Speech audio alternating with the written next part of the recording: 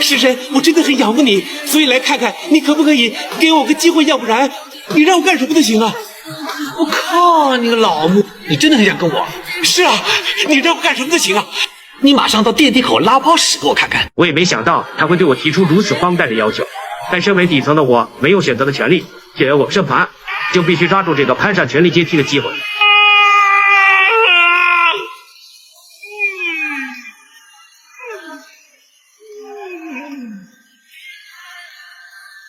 好了，这胖子真不错。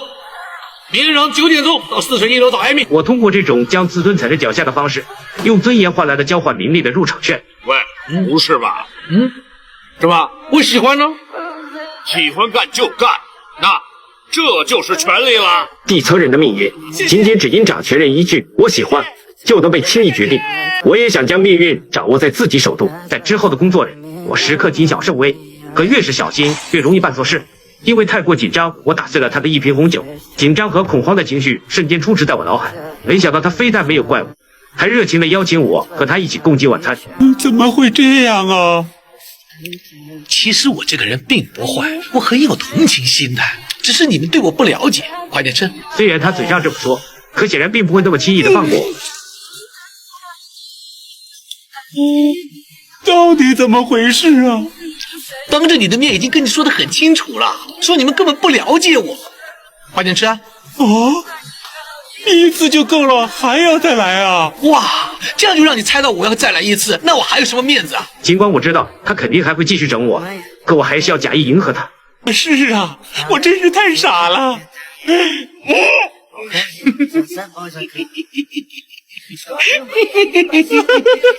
我真是看不透你啊！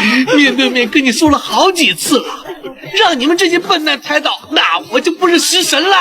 食神好吧？那还用说？当然啦！我心中充满了屈辱和仇恨，我暗暗发誓，一定要将所有的耻辱全都如数奉还，直到大快乐的老板达叔找到了我。他也对史蒂芬周的唐朝集团不满已久，我们一拍即合。他想借我之手捣垮史蒂芬周，而我则想借助他的力量登上食神的宝座。终于在唐朝餐饮第50家分店开业的日子，我知道复仇的机会终于来了。再过一会儿，你的粉丝就要给你献花。分析给我献花，谁想出来的主意啊？不是简单，真是你的粉丝啊！女学生斯斯文文的，等你很久。我借是假借粉丝献花的理由，故意利用如花夸张丑陋的外形，与斯斯文文的可爱女生形成强烈反差，当众击溃史蒂芬的期待，让他颜面尽失。有飞碟！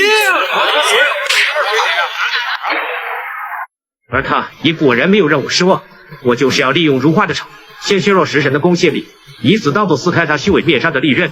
紧接着在史蒂芬周吹嘘他的天价杂碎面时，我立即出手。咖喱鱼丸没鱼味又没咖喱味失败。猪皮煮的太烂没嚼头失败。猪红松扑扑的一夹就散失败。萝卜没挑过筋太多失败。最离谱的就是大肠完全没有洗干净，还一块屎，你又没搞错你。曝光他以次充好虚假食材的真相，我将长久以来压抑的情绪全都宣泄出来。骨头啊，每天晚上我们就要从垃圾桶里面捡回多少？你敢用它来卖钱？你这么骗顾客，我实在看不过去了。我再也不会帮你做这种事了。你算什么食神的？你懂不懂烧菜呀？我以一种曝光丑闻的正义姿态，你根本不配叫食神。我不会跟你一般见识，你省省力气。你连在街边卖杂碎面的不够资格，有种你就拿起刀，证明给大家看你会做菜，笨蛋！不仅打击了他，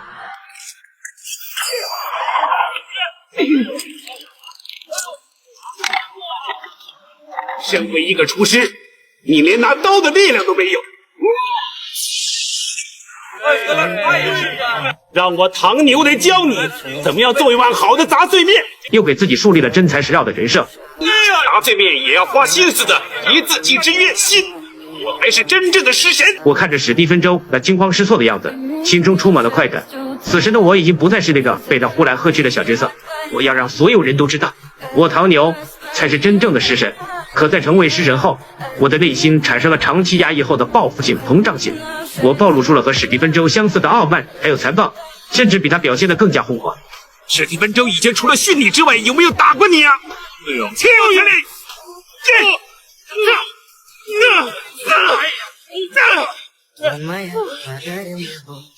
气死我了！你们别逼我！我可是好人呐！把他抬走！屠龙少年终成恶龙，我觉得自己已经拥有了一切，再也没有人能阻挡我前进的脚步。可我没想到的是，史蒂芬周并没有就此沉沦，而凭借着一个名叫撒掉牛丸的东西一炮而红。怎么让他抓住一点机会就能翻身呢？嘿嘿，不用那么担心，我看是小意思，想翻身没那么容易。最怕的翻身还要反击。我不相信自己苦心经营的权力体系背景不过一碗普普通通的牛丸，在知道他想要用全部身家抵押贷款开分店时，我配合达叔主动把钱借给他，我就是要利用他膨胀的野心加速失控。这小子一撅屁我就知道他拉什么屎，想开分店。他的分店全开在山旮旯、吃辣角、沙头角，最狠在牛头角，还是地下室。就这些地理位置根本不可能会有生意，而且这些位置用线连起来就是个死字。死路一条，要多少就借给他，让他死得更惨一点。可我万万没想到，他竟然没有直接开店，而是全都用来投资了工厂，将撒尿牛丸做成了罐头，送到全港2800多家商超分销连锁店。一局必死的棋竟就这样被他给盘活了。很快，史蒂芬周获得了香港的棋赛大奖，获奖的他春风得意，还信誓旦旦地说自己要参加食神大赛。你真行啊！我这样不是让人家说我行，而是要告诉人家我失去的我一定拿不回来。他的话让我产生了一丝焦虑。朱先生，你可以的，但是你要认真的学烧菜。中国厨艺训练学院，当然记得，我明天就去报名。好啊，看到他这个样子我就高兴了，浪子回头嘛。我必须要将他永远钉死在失败者的耻辱柱上。说真的，无论你以前多么阴险毒辣、无耻下流，只要你肯改过，我们大家一定会给你机会的。来，你别打我啊！我这个人说话很直率的，为人很真诚，我真的是为你好。以此来合理化自己的背叛与黑化，可我没想到他竟用我卑微的过去来反击。我活了这么大，就是对你看走了眼。你们看看他的样子，是不是天真又可爱，又活泼，又会拉屎什么的？没想到，原来他最拿手的就是吃屎。他的话无疑是刺中了我内心最隐秘的伤口。不过在战力惊人的伙计姐面前，我们也只能暂时选择退让。哎呀，我要当坑子接头，我要他死！好啊，让他死喽！第二天，我们安排了杀手去刺杀他，本以为这一切十拿九稳，没想到伙计竟会以死替他挡枪。很快，食神大赛如期举行。可比赛这天，天生异象，出现了百年不遇的9星连珠，这让我心中隐隐升起一丝不安。百年难逢一遇的9星连珠，怎么这么巧出在今晚？9星连珠必有怪异。放心吧，他会永远消失的。眼见比赛马上就要开始，而史蒂芬周迟迟不见身影。就在我以为自己稳操胜券的时候，没想到史蒂芬周非但没有被刺杀，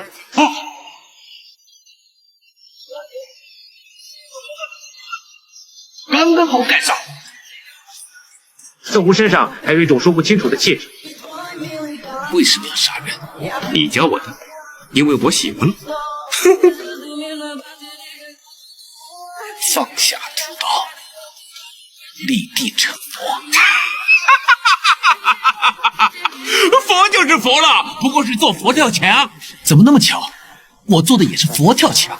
省省吧，别以为染了白头发，穿上古装就真有两下子了。我也是啊，想抢食神的位子，下辈子吧。可我没想到，同样的步骤，他竟会比我更快更熟练。你真的进了中国厨艺训练学院？少来了！中国厨艺训练学院就是少林寺的厨房，根本是少林寺的叛徒。不可能的，我学艺10年，你只不过去了1个月，不可能那么厉害。这种事要看天分。我不相信他能仅用1个月就能超过我在少林厨房的10年苦修，可没想到结果就是我根本不是他的对手。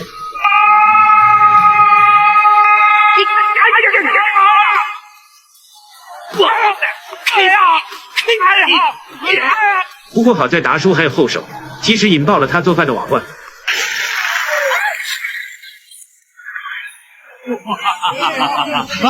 食材也被炸得满地都是。还有2分钟，你做医生还差不多，认输吧，小子！我以为他3盘无望，可他竟在最后时刻做出了一道黯然销魂饭。为什么？为什么？为什么？为什么让我吃到一碗这么好的叉烧饭？我没想到自己精心打造的佛跳墙，居然会不敌一碗用心烹制的叉烧饭。尽管史蒂芬州的食物略胜我一筹，但评委早就被我收买。祭满的食神是唐牛，唐牛才是食神耶！唐牛好棒啊！说了那么多废话，还不是选我？此刻的我早已迷失在这场权力的游戏中。太棒了！根本就没有食神，只要用心，人人都是食神。这人说的发疯了，给他叫救护车！可就在我将要接过食神的奖杯时，天空一道霹雳，观音菩萨现身。他竟说史蒂芬州是神仙转世。史蒂芬，你算是路途本钱了，神仙都请出来了，把神仙请出来，给我瞧瞧！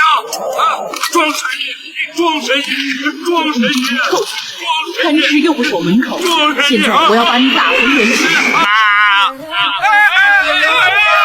看着达叔真的被变成狗，我的心里慌张到了极点。你是不是也想试一试？不是，不关我的事啊！我是闲着没事路过的，这里的人我完全不认识啊！尤其是那边乱开枪的那个，我都不知道他是谁啊！废话，连狗都不如。最终我的身体被洞穿，直至此刻我才明白，当野心吞噬出现，即便登上巅峰，也终将坠入自我异化的深渊。